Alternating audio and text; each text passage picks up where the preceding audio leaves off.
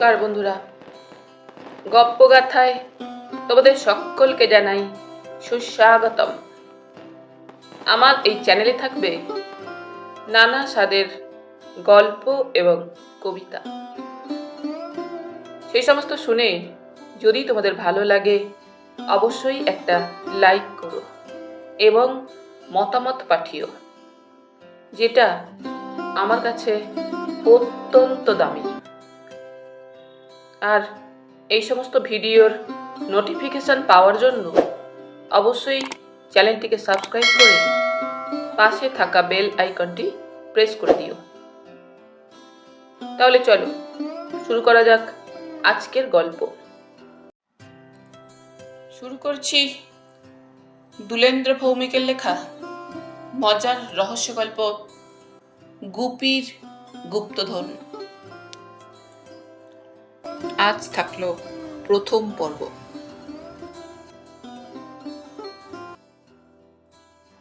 মন মেজাজ ইদানিং ভালো যাচ্ছে না গুপিচাঁদের। গত মাসে বাবা নদের চাঁদ মারা যাওয়ার পর থেকেই তার মন খারাপ। তার উপরে দুই ভাই আছে, নিতাই চাঁদ এবং নিমাই চাঁদ। তাদের দেখে অবশ্য বোঝা যায় না যে তাদের মনে কোনো কষ্ট আছে। দিব্যি দোকানদারি করছে, বড় বাজারে গিয়ে জিনিস কিনছে, গোছা গোছা পান খাচ্ছে, যত্রতত্র পানির পিক ফেলছে। দেখে মনেই হয় না যে তাদের মধ্যে পিতৃবিয়োগের জন্য কোনো দুঃখবোধ জমেছে। ইছাপুর থেকে বড় পিসিমশাই এসেছিলেন গুপির বাবা নদের চাঁদের মৃত্যু সংবাদ পেয়ে। বাবার কাছ তো কবেই চুকে বুকে গেছে, কিন্তু পিসিমশাই আর ইছাপুরে যাননি। পিসিমা চলে যাওয়ার সময় আসলে চোখ মুছতে মুছতে বলেছিলেন, আমার তো সংসার ফেলে বেশি দিন থাকবার উপায় নেই, তাই তোর পিসিমশাইকে রেখে গেলাম। অফিস তো ভিআরএস দিয়ে দিয়েছে, মানে গিলিয়ে দিয়েছে, বলতে গেলে বেকারই। ওই পিসিমশাই তোদের দেখে শুনে রাখবে, কিছুদিন অন্তত তোদের কাছে থাক। এই কিছুদিনটা যে কতদিন সেটা গুপির মতো তার দাদারাও জানে না। সবার বড় হলো গিয়ে নিতাই চাঁদ, মেজো নিমাই চাঁদ। নিতাই একদিন পান চিবোতে চিবোতে বলল, হ্যাঁ রে নিমে, পিসিমশাই পেটে গোত্তা মেরে দেখতো উনি কতদিন এ বাড়িতে থেকে শোক পালন করবেন। মেজো ভাই নিমাই উত্তর দেওয়ার আগে সকলের ছোট গুপিচাঁদ বলল, পিসিমা বলে গেছেন আমরা তো নাবালক, তাই আমাদের আগলে রাখছেন। নিতাই জ্বলন্ত তুবড়ির মতো হুস করে জ্বলে উঠল। কে বলেছে আমরা নাবালক? আমি 23-এ পা বাড়াচ্ছি, নিমে 26-এ। মাঝখানে একটা ভাই ছিল, সে মারা গেছে। সবার শেষে গুপি, তা গুপিরও বয়স প্রায়। গুপি এবার নিজেই বলল, 21 চলছে। মেজো ভাই নিমাই বলল, বাপ মরার শোক আমরা ভুলে গিয়ে নিজেদের কাজকর্মে মেতে উঠলাম, অথচ বোনের জামাইয়ের শোক পিসিমশাই যে এতদিনেও কেন ভুলতে পারলেন না কে জানে। তাছাড়া আমাদের বাবা তো নিতান্ত অল্প বয়সে যাননি, 87 শেষ করে 88-তে পা দিয়ে গেলেন। এটাকে অকাল মৃত্যু বললে স্বয়ং যমরাজ ঠাট্টা ভেবে হেসে উঠবে। মাঝে মধ্যে ভাইয়েদের মধ্যে এই বিষয়ে আলোচনা হয় বটে, কিন্তু পিসিমশাইয়ের ব্যাপারে কোনো ফয়সালা হয় না। গোপীচাঁদরা হলো কালীপুরের খুব বনেদি পরিবার। পরিবারের সুনামের কথা ভেবে পিসিমশাইকে তাড়াতেও পারে না, অথচ তিনি ক্রমেই শয্যাতীত হয়ে উঠছেন। গোপীচাঁদের ঠাকুরদার নাম হলো দুনিচাঁদ ঘোষাল, একেবারে ডাক সাইটে মানুষ। গুপি তার ঠাকুরদাকে দেখেনি, কিন্তু ঠাকুরদার তৈরি করা বাজারটা সে আজও দেখেছে। ঠাকুরদার মৃত্যুর পর ওই বাজারটার নাম হয় দুনি বাবুর বাজার। একখানা মস্ত বাজার থেকে তো কম আয় হয় না। অতএব ঘোষালদের সচ্ছলতার কোনো কমতি ছিল না, সবই দুনিচাঁদের জন্য। নিতাই এবং নিমাইয়ের অনুমান এই বাজারের মধ্যে একটা বড় সাইজের দোকান বাগাবার তালে মনে মনে ফন্দি আঁটছেন পিসিমশাই। ঘোষাল বাড়ির একমাত্র জামাই, তাও আবার স্বর্গত দুনিচাঁদের মেয়ের জামাই। অতএব বাজারে এই পিসিমশাইয়ের হম্বিতম্বি অন্যরকম। ইদানিং দোকানগুলোর কাছ থেকে পিসিমশাই নবকুমার হালদার সম্পর্কে একটু একটু অভিযোগ আসতে শুরু করেছে।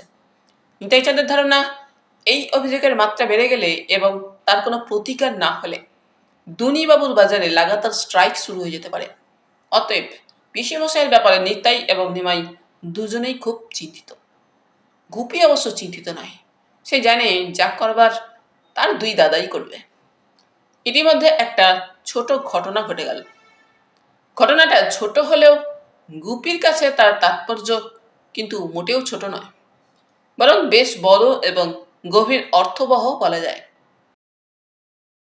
বাজারেই খ্যাপাদার দোকান। খ্যাপাদার ভালো নামটা শুধু ভাড়ার রসিদ বই, রেশন কার্ড আর দোকানের ট্রেড লাইসেন্সে আছে। ওই নীতীন্দ্র নারায়ণ চট্টরাজ নামটা সম্ভবত খ্যাপাদার নিজেরও মনে নেই। মজা করার জন্য গুপি ও তার বন্ধুরা ছেলেবেলায় নীতীন্দ্র বাবু বলে ডেকে দেখেছে। খ্যাপাদা কোনো সাড়া দেয়নি। তার নামটা যে কেন খ্যাপা হলো সে রহস্য কেউ জানে না, আমরাও জানি না। খ্যাপাদা খুব শান্ত স্বভাবের মানুষ, আস্তে আস্তে কথা বলে। কখনো কেউ তাকে রাখতে দেখেনি। তার দোকানে নানা রকম জিনিস পাওয়া যেত। যত রকম জিনিস পাওয়া যায় তার অধিকাংশের নামই ছোট ছোট টিনের চাকতিতে লিখে দোকানে ঝুলিয়ে রাখতেন।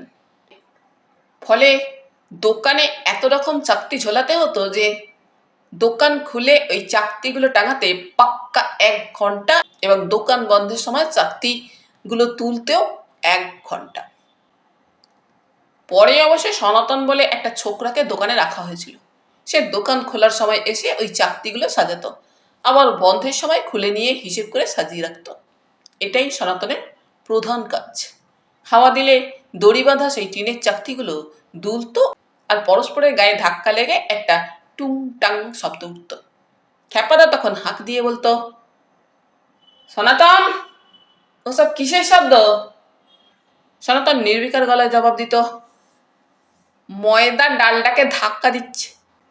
কখনো বলতো, পাঁপড় গত্তা দিচ্ছে ডালের বড়িকে। নতুন লোক এসব কথার মানে বুঝতে পারতো না। ওইসব ছোট ছোট টিনের চাকতিতে লেখা থাকতো ডালডা, অন্যটাতে ময়দা। ফলে যখন হাওয়া লেগে ঠোকাঠুকি হতো তখন সনাতন ওইভাবেই খ্যাপাদাকে ব্যাপারটা বোঝাতো। খ্যাপাদার দোকানে কোন জিনিসটা পাওয়া যেত না সেটা বলা মুশকিল। বামুনের গলার পৈতে থেকে জুতোর কালি, মাছ ধরার ছিপ বড়শি থেকে মাছের চারের মশলা, মাথা ধরার মলম থেকে বাতের ব্যথার দৈব ওষুধ। যা যা পাওয়া যেত তার তালিকা তৈরি করলে সেটা লম্বায় প্রায় 100 গজ ছাড়িয়ে যাবে। সেদিনে বাজারে ঢুকতে গিয়ে দেখলো খ্যাপাদা খুব বিরক্ত মুখে গুপির ঠাকুরদা দুনিচাঁদের কাছে দাঁড়িয়ে।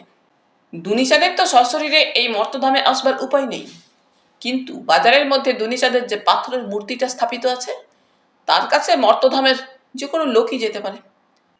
গুপিকে দেখতে পেয়ে খ্যাপাদা হাতের ইশারায় ডাকল। গুপি কাছে গিয়ে খ্যাপাদার বিরক্তি ভরা মুখটার দিকে তাকিয়ে জিজ্ঞেস করলো, কি হয়েছে খ্যাপাদা? খ্যাপাদা গুপির দিকে সরাসরি তাকিয়ে বলল, এসব কি হচ্ছে? এই অসভ্যতার শেষ কোথায়? বাজার কমিটি করেটা কি? গুপি চারপাশে তাকিয়ে একবার দেখে নিল। এরকম সময় রোজ যেমন থাকে বাজার আজও তাই আছে। কোনো অসঙ্গতি চোখে পড়ল না, কোনো রকম অসভ্যতাও নয়। গুপিকে তাই বলতে হলো, কোন অসভ্যতার কথা আপনি বলছেন? খ্যাপাদা এক পা এগিয়ে এসে বলল, এই বাজার যিনি প্রতিষ্ঠা করেছেন সেই দুনিচাঁদ ঘোষাল, অর্থাৎ তোমার পিতামহ, তিনি কি সামান্য লোক? তিনি তার স্বর্গগতা মার নামে প্রিয়বালা প্রাইমারি বিদ্যালয় স্থাপন করেছেন কদমখণ্ডিতে। বলতে গেলে তিনি একজন প্রাতঃস্মরণীয় মনীষী। গুপি বার দুই চোখ পিটপিট করে বলল, কদমখণ্ডিটা আবার কোথায়? খ্যাপাদা বলল, লাও ঠেলা, নিজেদের আসল দেশটারও নাম জানো না।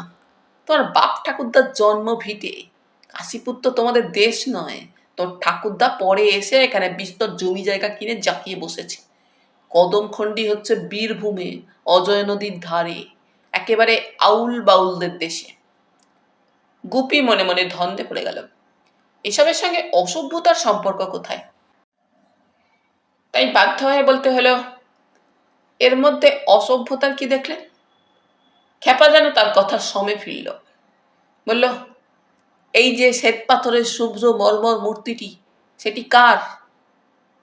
গুপি বলল, আমার ঠাকুরদার। খ্যাপাদা প্রতিবাদের ভঙ্গিতে শব্দ করে মাথা ঝাঁকাতে ঝাঁকাতে বলল, শুধু এইটুকু বললে কি এই মহান মানুষটার পূর্ণ পরিচয় পাওয়া যাবে? দুনিয়াতে তো ঠাকুরদা, গ্র্যান্ডফাদার লাখে লাখে আছে। তাদের মধ্যে কজন প্রাতঃস্মরণীয় দুনিচাঁদ হয়েছেন?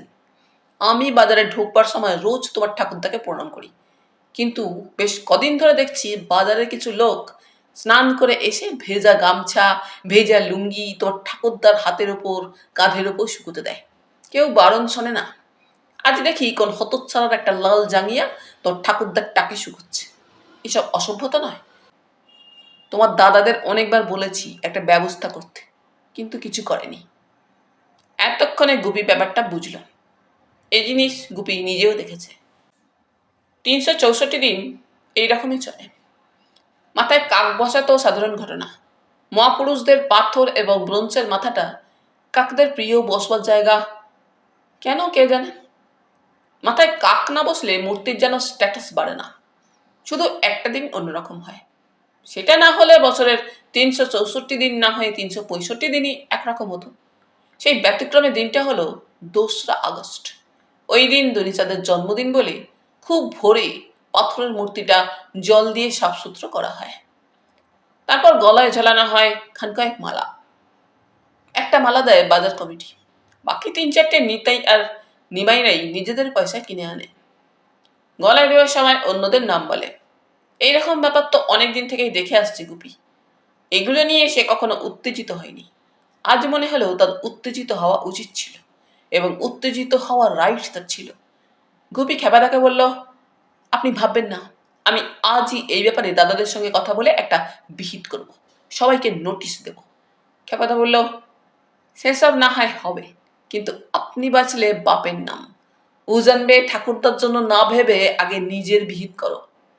আমার তো তোমাকে নিয়েই বেশি ভাবনা। গুপির ভ্রু কুঁচকে গেল। বলল, আমাকে নিয়ে ভাবনা? কিসের ভাবনা? খেপাদা তার অসংখ্য ব্রণলাঞ্ছিত মুখটাকে যথাসম্ভব করুণ করে বলল, তোমাকে তো কাশীপুর ছেড়ে কদম খণ্ডিতে পাঠাবার ব্যবস্থা হচ্ছে। গুপি যেন হঠাৎ খেপে গেল, তবুও নিজেকে যথাসম্ভব সংযত রেখে বলল, কে ব্যবস্থা করছে? খেপা বলল, তোমার 2 দাদা। দেশের বাড়িতে গিয়ে পুরনো বাড়ি আর জমি জমা দেখার কাজ তোমাকে করতে হবে। গুপি গম্ভীর হয়ে গেল। এরকম একটা প্রস্তাব তাকে আগেও দেওয়া হয়েছিল, তখন বাবা বেঁচে। অসুস্থ বাবার সেই রকম কোনো ইচ্ছা ছিল কিনা গুপি তা জানে না, তবে দাদাদের ইচ্ছে যে 16 আনা সেটা গুপি টের পায়। ক্যাপাদা যত সহজে ব্যাপারটা তাকে বলল, গুপি তত সহজে ঘটনাটা নিতে পারল না। তার বুকের মধ্যে একটা রাগ ফুসফুস করতে লাগলো। দাদারা কি তার বিরুদ্ধে চক্রান্ত করছে? চক্রান্ত করে সম্পত্তি থেকে বাদ দিতে চাইছে? কিন্তু সম্পত্তির সব কাগজপত্রই তো তার নামে আছে। বেআইনি কাজ করলে সে আইনি সাহায্য নেবে। বাপ ঠাকুরদার সম্পত্তিতে অন্য ভাইদের মতো তারও পূর্ণ অধিকার। বাজারের মধ্যে যতক্ষণ ছিল ততক্ষণ তার বুকের ভিতরে থমথম করছিল একটা রাগ। সময় যত গড়িয়ে যেতে লাগলো, বুকের ভিতরে থমথমে রাগটা ক্রমশ তীব্র অভিমানের চেহারা নিতে আরম্ভ করলো। তার মন খারাপ হতে লাগলো। ঠাকুরদাকে সে চোখে দেখেনি, কিন্তু বাবাকে দেখেছে। খুব বেশি করে বাবার কথা মনে হতে লাগলো। মাকে গুপির খুব ভালো করে মনে পড়ে না। তার 7 বছর বয়সের স্মৃতিতে মার ছবিটা খুব একটা উজ্জ্বল নয়। তবু আজ মাকে খুব মনে করতে ইচ্ছে হলো।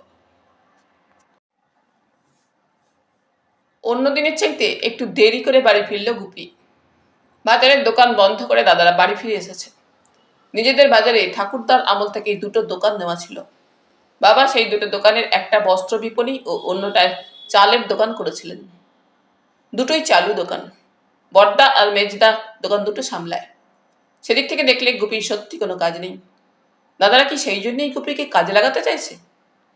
গুপিকে দেখে বড়দা নিতাই চাঁদ হাঁক দিয়ে ডাকলো, এই গুপি, এত রাত্রি পর্যন্ত বাড়ির বাইরে থাকিস কেন? দেখতেই তো পাচ্ছিস দিনকাল ভালো নয়। জলজান্ত লোকগুলো দিন দুপুরে ছিনতাই হচ্ছে, তোকে যদি ছিনতাই করে। গুপি মনে মনে বলল, দিনকাল যে বেজায় খারাপ সে তো হাড়ে হাড়ে টের পাচ্ছি। কিন্তু মুখে বলল, আমাকে কেন চিন্তাই করবে?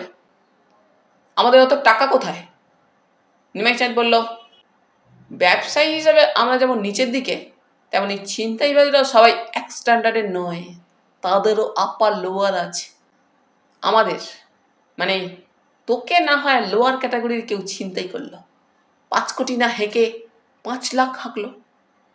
এটাই বলল, তেমন তো হতেই পারে, তাই আমরা তোকে নিয়ে সিরিয়াসলি ভাবছি। তোকে কোনো একটা কাজকর্মে জুড়ে দিতে হবে। জানিস তো বাবা বলতেন, অলস মস্তিষ্ক শয়তানের বাসা। খ্যাপাদার কথাটা এবার মনের মধ্যে মসুর দিয়ে উঠতেই গুপি বলল, তোমরা সিরিয়াসলি কোন ধরনের কাজকর্মে আমাকে জুড়তে চাইছো? নিতাই চাঁদ বলল, দোকানদারি করার কাজ তোর দ্বারা হবে না। ওদিকে দেশের বাড়িতে জমি জিরে যতটুকু আছে সেগুলো ঠিক মতো দেখভাল না করলে 12 ভূতে খাবে, না হয় বেদখল হয়ে যাবে। তাই ভাবছি। গুপি বর্দাকে থামিয়ে দিয়ে বলল, তাই আমাকে কদম খণ্ডিতের জমি চৌকিদার করে পাঠাতে চাইছো? নিতাই চাঁদের ঠোঁটে হালকা হাসি ফুটল। একবার মেজভাই নিমাই চাঁদের দিকে তাকিয়ে নিয়ে বলল, বাহ, তুই তো সবই জেনে গেছিস। তাহলে এবার শুভ দিন দেখে রওনা দিলেই হয়। গুপি তার দাদাদের মুখের দিকে তাকিয়ে বলল, আমি কোনো মতেই কদমখণ্ডি যাব না। গুপি কথাটা বলে ঘর থেকে চলে আসবার সময় দেখল তার দুই দাদা বিস্ফারিত চোখে পরস্পরের সঙ্গে দৃষ্টি বিনিময় করছে। গুপি যে ফস করে এমন একটা কথা বলে ফেলবে, এটাই যেন দাদাদের কাছে অকল্পনীয় ছিল। কিন্তু অনেক অকল্পনীয় ব্যাপারও কল্পনার মধ্যে এসে যায় এবং লোকে মেনেও নেয়। দুই দাদা এবং দুই বৌদি তাকে খেপে খেপে বোঝাতে লাগলো। পিসিমশাই যেন একটা জবরদস্ত কাজ পেয়েছেন, সেইভাবে তিনিও গুপিকে বোঝাতে বললেন, আরে বাবা, শহরে এমন কোন সুখটা আছে যা গ্রামে নেই? গ্রাম দেখেই তো দেশ চেনা যায়। রবীন্দ্রনাথ বড় আক্ষেপ করে বলেছিলেন, দাও ফিরে এসে অরণ্য, লও এ নগর। তিনি তো মিছে কথা বলার লোক নন। এমন না যে পঞ্চায়েত ইলেকশনের কথা ভেবে এই কবিতাখানি লেখা।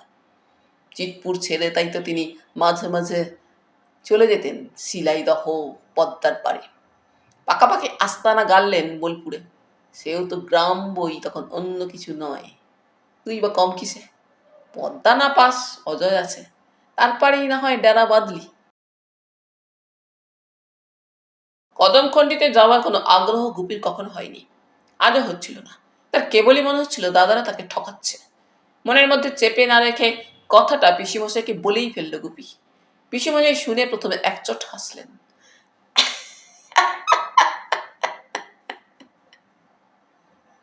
পরে বললেন, ওরে বোকা, তোকে ঠকানো অত সহজ? সবই তো লেখাজোখ আছে। বাজার থেকে যে টাকা পাওয়া যায় তার 3 ভাগ হয়। তোর ভাগের টাকা তোর নামে ব্যাংকে জমা হচ্ছে। পিসেমশাইয়ের সঙ্গে কথা বলার পর গুপি বুঝলো তাকে দাদারা ঠকাচ্ছে বা সম্পত্তির ভাগ থেকে বঞ্চিত করছে বলে তার যে ধারণা হয়েছিল সেটা ঠিক নয়।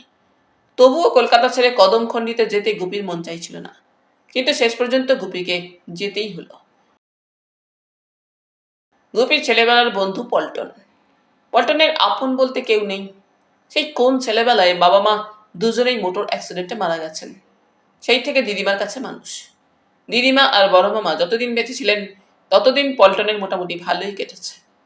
তার মারা যাওয়ার পর পল্টনের যাচ্ছেতেই অবস্থা। ভাঙা আসবাবপত্র যেমন অবহেলায় বাড়ির এক অন্ধকার কোণে ডাঁই করে রাখা হয়, পল্টনেরও মামার বাড়িতে কয়েক বছর ধরে সেই অবস্থা। গুপি তাকে তাদের চালের দোকানে কাজ জুটি দিয়েছে। গুপি কলকাতা ছেড়ে গ্রামের বাড়িতে যাচ্ছে শুনে পল্টনও তার সঙ্গী হলো। ওকে নিষেধ করবার কেউ নেই। মামা মামিরা ভাবল, যাক, আপদ বিদেয় হলো। গুপির দ্বিতীয় সঙ্গীটি জুটল একেবারে অপ্রত্যাশিতভাবে। তিনি স্বেচ্ছা প্রণোদিত হয়ে গুপির স্বঘোষিত অভিভাবক বনে গিয়ে গুপির সঙ্গে রওনা হলেন। এই সঙ্গীটির নাম নবকুমার হালদার, অর্থাৎ গুপির একমাত্র পিসিমশাই। ইতিপূর্বে পিসিমশাই কখনো কদমখণ্ডিতে এসেছেন কিনা তা গুপি জানে না। গুপি যুক্তি দিয়ে মোটামুটি এইটুকু বোঝে যে কদমখণ্ডিতে পিসিমশাইয়ের আসার কোনো কারণই নেই। কেনই বা কারণ থাকবে? ঠাকুরদা কদমখণ্ডী ছেড়ে কাশীপুরে যখন পাকাপাকি বাস করতে লাগলেন, তখন তো গুপির জন্মই হয়নি। পিসির বয়স মোটে 12। তার 10 বছর পর কাশীপুরের বাড়িতেই পিসির বিয়ে হয়। ঠাকুরদা তখন ইহলোক ছেড়ে পরলোকে। গুপি তখন নিতান্তই নাবালক। যাওয়ার একদিন আগেই পল্টন এসে উপস্থিত। তার ভারী উৎসাহ। পল্টন লেখাপড়া করার বেশি সুযোগ পায়নি। মামাদের সেই ব্যাপারে কোনো আগ্রহও ছিল না, কিন্তু পল্টনের মধ্যে অনেক রকম গুণ ছিল। সে নানা রকম গলা করে ডাকতে পারত, ওই হরবোলা শিল্পীরা যেমন পারে আর কি। কুকুর, বেড়াল, শেয়াল, গরু, এমনকি মুখে কাগজের ঠোঙা দিয়ে বাঘের গর্জনা করতে পারত। পল্টন ঘরে ঢুকেই পিসিমশাইকে দেখে বলল, আপনি তো যাচ্ছেন আমাদের সঙ্গে? পিসিমশাই গম্ভীর চোখে পল্টনের দিকে তাকিয়ে বললেন, তোমাদের সঙ্গে যাচ্ছি না, তোমরা যাচ্ছ আমার সঙ্গে। পল্টন নিজেকে শুধরে নিয়ে বলল, ভুল হয়ে গেছে। কদমখণ্ডিতে আপনি আগে কখনো গেছেন? প্রায় অট্টহাস্য করার ভঙ্গিতে হাসতে হাসতে পিসিমশাই বললেন,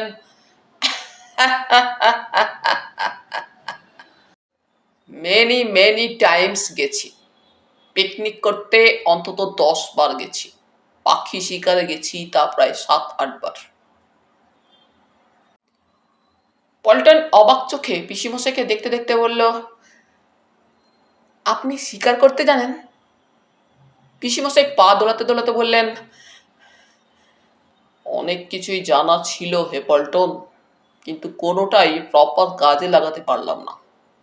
আমার মতো সাঁতারু ইছাপুর তো দূরের কথা, গোটা নর্থ 24 পরগনায় পাবে না, আজও পাবে না। আজও এই বয়সে স্রেফ ডুব সাঁতারে 1.5 থেকে 2 কিলোমিটার চলে যেতে পারি। পল্টনের সরল জিজ্ঞাসা, আগে কি এর চেয়ে বেশি পারতেন?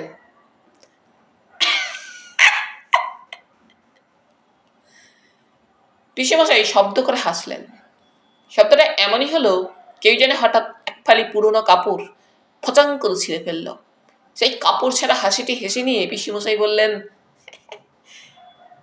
আমার যৌবনকালের কথা আর শুনতে চেয়েও না, তাহলে চক্ষু ছানা বড়া হয়ে যাবে। ইছাপুর নবাবগঞ্জের ঘাটে ডুব মারতুম আর মাথা তুলতুম খড়দা শ্যামের ঘাটে। আমাদের ইছাপুরে গেলে জানতে পারবে। খোকা দত্তকে চেনো তো? পল্টন বলল, কোন খোকা দত্ত? পিসিমশাই বললেন, ও হরি, তুমি খোকা দত্তকে চিনবে কেমন করে? সে থাকে ইছাপুরে, রাইফেল ফ্যাক্টরিতে কাজ করে। ওর ছোট ভাইকে শঙ্খচূড়ে কাটলো, একেবারে জব্বর হিট। ওঝা ডাক্তার কিছুতেই কিছু হলো না। খোকার ছোট ভাই ডেড।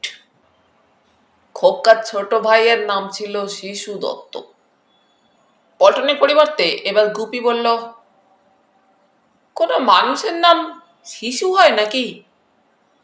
পিসিমশাই একটু বিচলিত না হয়ে বললেন, যার দাদার নাম খোকা, তার ছোট ভাইয়ের নাম শিশু না হয়ে কি বুড়ো হবে? কত বুড়ো লোকের ডাকনাম কচিটা। দরকচা মেরে যাওয়ার পরও যদি ওই লোকগুলো কচি থাকে, তবে খোকার ছোট ভাই শিশু হতে পারবে না কেন? খোকার সঙ্গে মিলিয়ে নাম রেখেছে শিশুর বাবা। আমরা তো সেটা বদলাতে পারি না। চেহারায় হস্তিনী এমন অনেক মেয়ের নাম লতা। ওসব নিয়ে কথা বাড়িয়ে লাভ নেই। গুপি প্রশ্ন করল, সাপের দংশনে শিশু দত্ত মারা গেল? শিশু দত্তের মারা যাওয়ার সঙ্গে আপনার সাঁতারের কি সম্পর্ক? পিসিমশাই কৌটো থেকে একটা পান মুখে দিয়ে বললেন, সম্পর্ক আছে বলেই তো প্রসঙ্গটা উঠল। আশা করি তোমরা এটা জানো যে সাপে কাটা মরা আগুনে পোড়াতে নেই। গুপি বলল, তা জানি, ভেলায় করে তাকে নদীতে ভাসিয়ে দিতে হয়। পিসেমশাই জানালা দিয়ে পানের পিকটা পচ করে ফেলে মুখটার ডান হাতের তালু দিয়ে মুছতে মুছতে বললেন,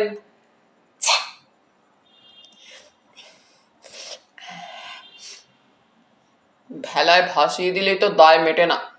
ভেলাটা না হয় ভাসতে ভাসতে যাবে, গিয়ে কোন চড়ায় ঠেকবে কোন দিকে যেতে, ঢেউয়ের টানে কোন দিকে যাবে তার কোনো ঠিক আছে?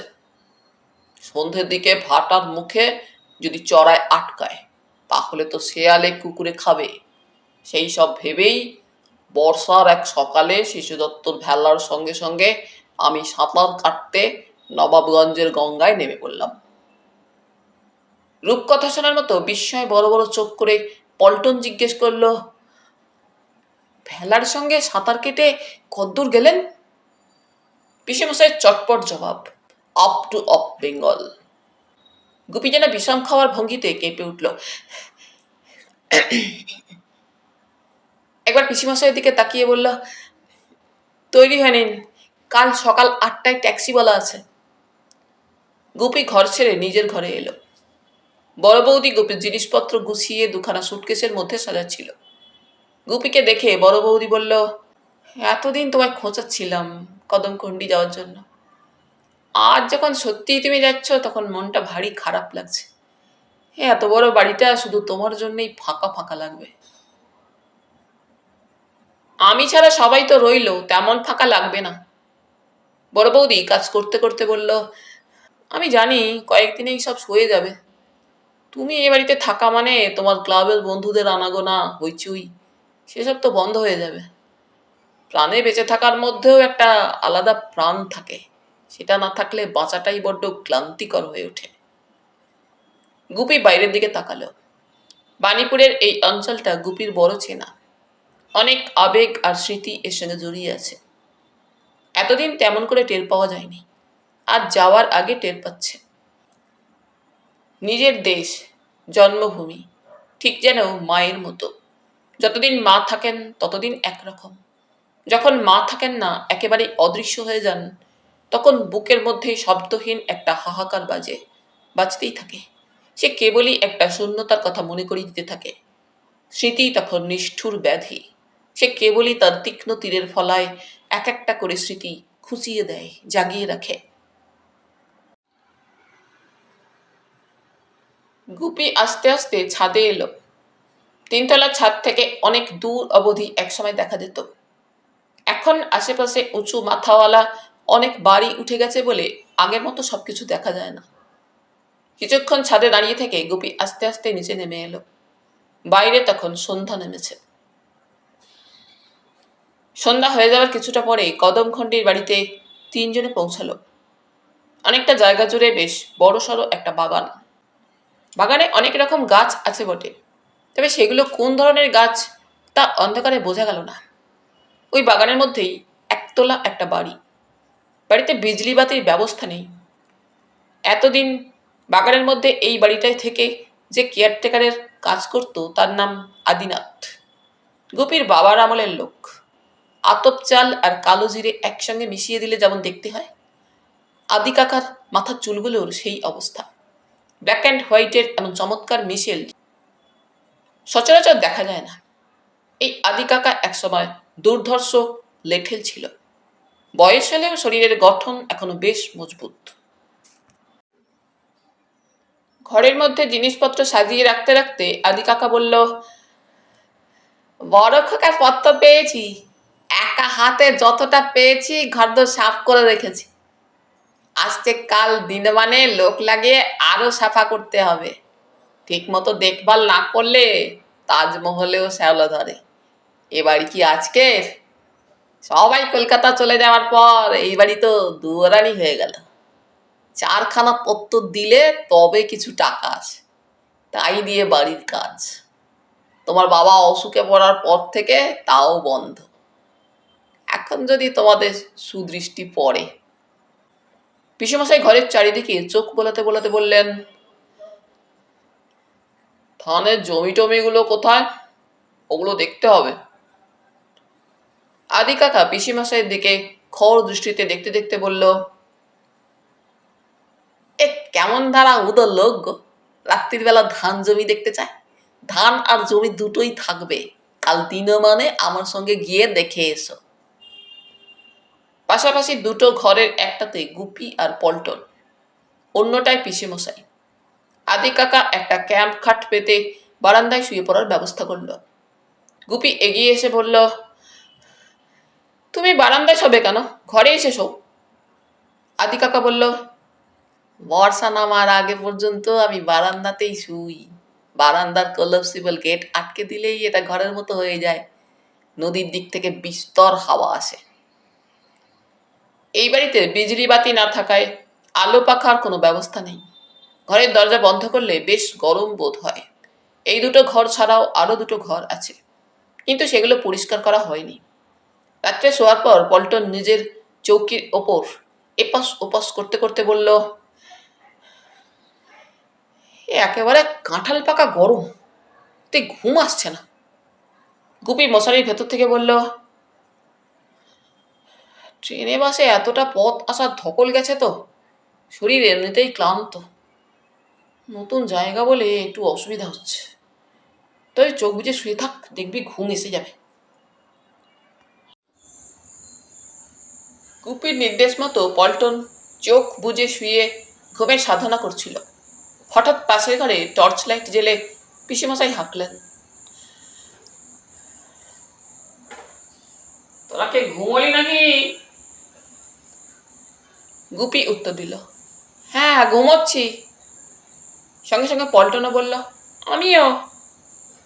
পিসেমশাই টর্চ জেলে গুপিদের ঘরে ঢুকতে ঢুকতে জিজ্ঞাসা করলেন, ঘুমটা কোন স্টেজে, পাকা না কাঁচা? গুপি বলল, কার বাইরে পাকানো হচ্ছে। গুপিদের ঘর আর পিসিমশাইয়ের ঘর পাশাপাশি। মাঝখানের দরজাটা এতটাই জীর্ণ যে কোনো দিক থেকে আটকানোর উপায় নেই। গুপি দরজাটা আটকাবার চেষ্টা করেছিল, কিন্তু পারেনি। তার মনে হয়েছিল বেশি টানাটানি করলে দরজা বন্ধ হবে না, কিন্তু কাঠামো শুদ্ধ দরজাটাই খুলে পড়বে। তার চাইতে যেমন আছে তেমন থাক। পিসেমশাই টর্চের আলো গুপি আর পল্টনের মশারির মধ্যে ফেলে নিজের মনেই বললেন, কাছে নদী, ভাবলুম নদীর বাতাসে ঘরটা শীতল হবে। এখন মনে হচ্ছে নদী নয়, পাশেই মরুভূমি। গুপি বলল, মরুভূমি তো রাত্রে ঠান্ডা হয়। টর্চের আলো নিভিয়ে দিয়ে পিসিমশাই বললেন, নদীর চড়া সারাদিন বীরভূমের চড়া রোদ গিলেছে, এখন তাই কুলকুচি করে দিচ্ছে আমাদের। পেটের নাড়ি ভুঁড়ি পর্যন্ত ঘেমে গেল। গুপি আর পল্টন কেউ কোনো জবাব না দেওয়ায় পিসেমশাই একটু পরে নিজের ঘরে চলে গেলেন। পরদিন সকালে বাড়ির বারান্দায় জলখাবারের ব্যবস্থা করল আদি কাকা। ধামা ভর্তি মুড়ি। গুপিকে যে পরিমাণ মুড়ি দেওয়া হয়েছে, ততটা মুড়ি কলকাতায় কোনো মুড়ি মশলা বা ভেলপুরির দোকানেও মজুদ থাকে না। গুপির চোখ কপালে তুলে বলল, এত মুড়ি কে খাবে? আদি কাকা বলল, এখন দেখতে আমার লাগছে মনে হচ্ছে মুড়ির পাহাড়। যখন জল মারবো তখন দেখবে পাহাড় মিইয়ে গিয়ে নুড়ি পাথর হয়ে গেছে। সত্যি তাই হলো। মুড়ির বড় বাটিতে বার কয়েক জলের ঝাপটা মারতেই মুড়িগুলো যেন নীল ডাউন হয়ে গেল। পরিমাণটাও কমে এলো। এবার এলো বাটিতে বেগুন পোড়া। ওই মুড়ি আর বেগুন পোড়াই হলো সকালের জলখাবার।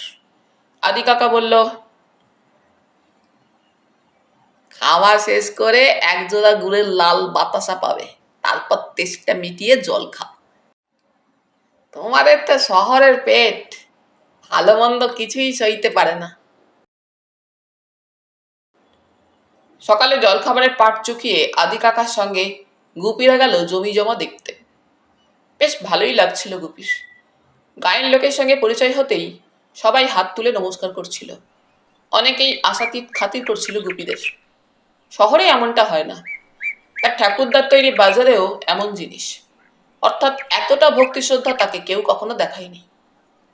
যে বাজারের প্রতিষ্ঠাতা প্রয়াত দুরিচাঁদের টাকে বাজারের লোক ভেজা লুঙ্গি অথবা গামছা শুকোতে দেয়, সেই বাজারের মানুষজনের কাছ থেকে ভক্তি শ্রদ্ধা আশা করাই তো বৃথা।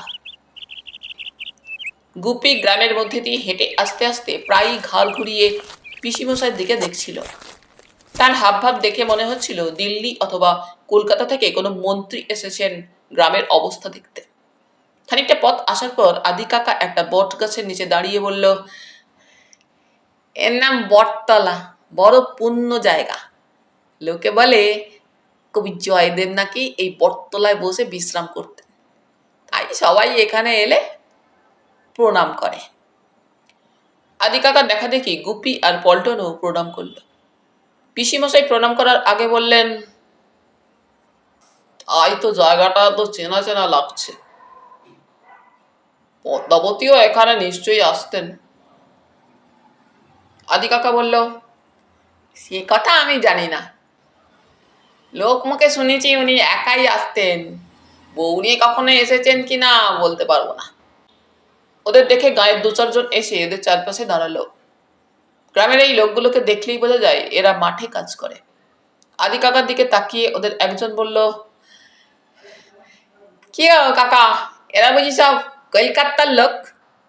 আদি কাকা বলল, এরা আমার মনিব গো, মনিব, কলকাতার থনে এইছে। লোকগুলো সম্ভ্রমের চোখে গুপিদের দিকে তাকালো। পিসেমশাই নিজের মাথার চুলে হাত বুলিয়ে নিয়ে বললেন,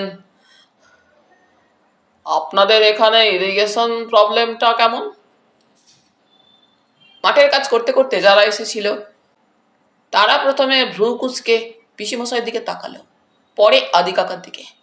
এমন সহিষ্ণু শ্রোতা পেয়ে পিসিমশাই আর থেমে থাকতে পারলেন না। তিনি আবার প্রশ্ন করলেন, আপনাদের এখানে এখন কটা করে ক্রপ হয়? যারা এসেছিল তাদের একজনের মুখে এবার স্পষ্টতই বিরক্তির ছাপ ফুটে উঠল।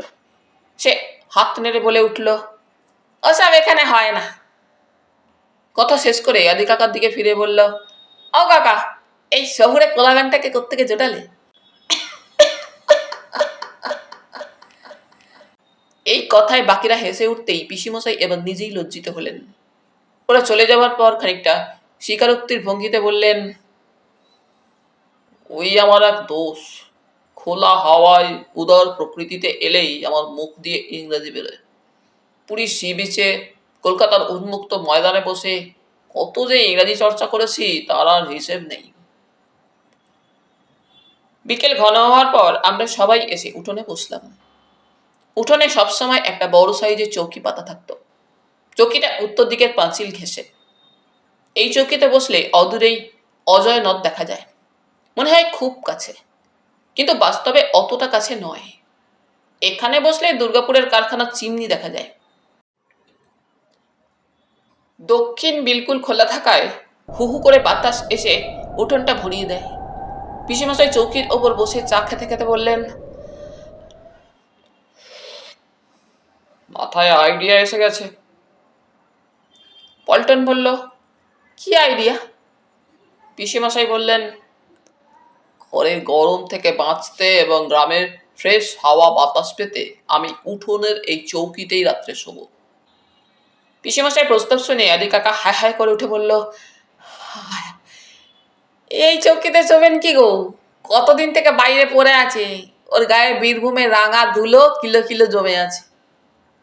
পিসিমশাই পারলে এখনই চৌকি সংস্কারে লেগে যান। রাত হয়ে আসছে বলে আমরা পিসিমশাইকে সেই রাতের মতো থামালাম। পরদিন সকাল থেকে চৌকি সংস্কারের লোক লেগে গেল। সেই চৌকি ডেটল জলে ধোয়া হলো। রোদে শুকোবার পর পিসিমশাই ধুলো থেকে বাঁচতে চট করে চৌকি ঢেকে রাখলেন। ভাবখানা এমন যেন। পিসিমশাইকে বলতেই উনি বললেন, ক্রিকেট পিচের চেয়েও দামি শোবার চৌকি। পিচে বল গড়ায়, চৌকিতে মানুষ গড়ায়। ক্রিকেটের চাইতে মানুষ বড়। ওরে, ক্রিকেট মানুষকে আনেনি, প্রমোটও করেনি, মানুষই ক্রিকেট এনেছে এবং তাকে প্রমোট করেছে। সারা জীবন ক্রিকেট না খেলে মানুষ দিব্যি থাকতে পারে, কিন্তু না শুয়ে মানুষ থাকতে পারবে? মানুষ তো ঘোড়া নয় যে দাঁড়িয়ে দাঁড়িয়ে ঘুমোবে। গুপিরাকেও কথা না বাড়িয়ে ঘরে এলো। ঘরে পা দিয়ে টের পাওয়া গেল ঘরের ভিতরটা বেজায় গুমট। তার চাইতে উঠোনের ওই তক্তপোষটাতে যতক্ষণ বসেছিল ততক্ষণ শরীরটা অনেক বেশি আরাম পাচ্ছিল। পল্টন গলায় একটু আক্ষেপ মিশিয়ে বলল, পিসিমশাইয়ের আইডিয়াটা কিন্তু দারুণ, আজ ওর তোফা ঘুম হবে। গুপি কিছু বলল না। খানিক পরে বাইরে এসে দেখল পিসিমশাইয়ের তক্তপোষটার চারধারে 4টি সরু সরু লাঠি পোঁতা। লাঠিগুলো দেখতে অনেকটা ছাতার বাঁটের মতো। গুপি পিসিমশাইকে জিজ্ঞেস করলো, এই ছড়ির মতো কঞ্চিগুলো পুঁতেছেন কেন? মশারি টাঙাবো। গুপি বলল, এই হাওয়াতে মশা নেই, বরং টাঙাবার পর আপনার মশারি না উড়িয়ে নিয়ে যায়। মশার জন্য তো টাঙাচ্ছি না, টাঙাচ্ছি অন্য কারণে। ভেবে দেখলাম খোলা আকাশের নিচে শোয়াটা সেফ নয়। রাতে নিশাচর পাখিগুলো যেতে যেতে চলমান অবস্থায় নোংরা টোংরা ফেলতে পারে, অর্থাৎ ত্যাগ। সেই ত্যাগ করা বস্তু আমার গায়ে পড়া বিচিত্র নয়। তোমার পিসিমা জানে ঘুমোলে আমার জ্ঞানগম্যই থাকে না। গুপি চলে আসছিল। পিসিমশাই এগিয়ে এসে গুপিকে নিশ্চিন্ত করার জন্য বললেন, মশারি উড়িয়ে নেওয়ার ভয় নেই। মশারির নিচের খুঁটগুলো আমার সঙ্গে বেঁধে রাখবো, হাওয়া তো আমাকে উড়িয়ে নিয়ে যেতে পারবে না। যদিও এসব বিষয় নিয়ে গুপির মধ্যে কোনো চিন্তা ছিল না। সে মনে মনে অন্য একজনের কথা ভাবছিল। আজ সকালে আদি কাকা তাকে একা ডেকে নিয়ে সেই লোকটার সঙ্গে পরিচয় করিয়ে দিয়েছে। লম্বা সাদা দাড়ি, মাথার চুলও লম্বা, পুরোপুরি জটা না হলেও কিছুটা জটাযুক্ত তো বটেই। আদি কাকা বলে, ভদ্রলোকের নাম ত্রিশূল বাবা। টানা 5 বছর ত্রিশূলের উপর বসে সাধনা করেছিলেন বলে সবাই ত্রিশূল বাবা নামে ডাকে। আসল নাম কেউ জানে না, জানবার দরকারও বোধ করেনি। এই ত্রিশূল বাবার বয়স কত তা কেউ বলতে পারে না। তবে তিনি যেসব ঘটনার প্রত্যক্ষ সাক্ষী বা প্রত্যক্ষদর্শী বলে প্রচার করেন, সেগুলো সত্যি হলে তিনি আলীবর্দী খাঁর সমসাময়িক। পলাশির যুদ্ধ তো হয়েছিল 1757 খ্রিস্টাব্দে। তারিখটা ছিল 23শে জুন। ত্রিশূল বাবা নাকি তখন অজয়ের চড়ায় ত্রিশূলের ওপর বসে গভীর ধ্যানে মগ্ন। গোপী খুব আস্তে করে আদি কাকাকে জিজ্ঞেস করেছিল, আদি কাকা, পিছনে ত্রিশূল দিয়ে সত্যি কি কেউ বসতে পারে? আদি কাকা বলেছিল, জানি না বাবা, আমি তো কখনো কাউকে বসে থাকতে দেখিনি। তবে তোমার বাবার মুখে শুনেছি, কদমখণ্ডির এই বাড়িটা যখন তোমার ঠাকুরদা তৈরি করেন, তখন নাকি এক যোগী পুরুষ এই বাড়ির ভিত পুজো করেছিলেন। তখন তো আমি ছিলাম না, ছিলেন তোমার ঠাকুরদা। তিনি থাকলে বলতে পারতেন সেদিনের সেই যোগী আজকের এই ত্রিশূল বাবা কিনা। বিস্ময়ে চোখ বড় বড় হয়ে গেল গুপির। সে বলল, এই ত্রিশূল বাবা এই বাড়ির ভিত পুজো করেছে? তাই উনি বলেন। গুপি মনে মনে হিসেব করে বলে, 1757 থেকে 2003 সাল, মানে প্রায় 246 বছর। এত দীর্ঘ পরমায়ু কি কোনো মানুষের হয়? প্রাণী জগতে নাকি কচ্ছপ বেশি দিন বাঁচে, কিন্তু 200 বছর পর্যন্ত কোনো কচ্ছপের বেঁচে থাকার রেকর্ড নেই।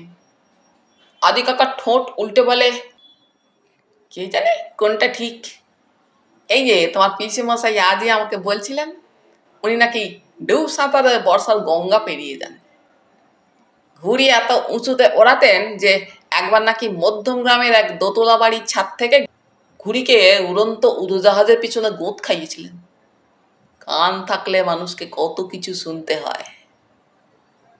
ত্রিশূল বাবার ব্যাপারটা গুপিকে অনেকখানি আচ্ছন্ন করে রাখলো।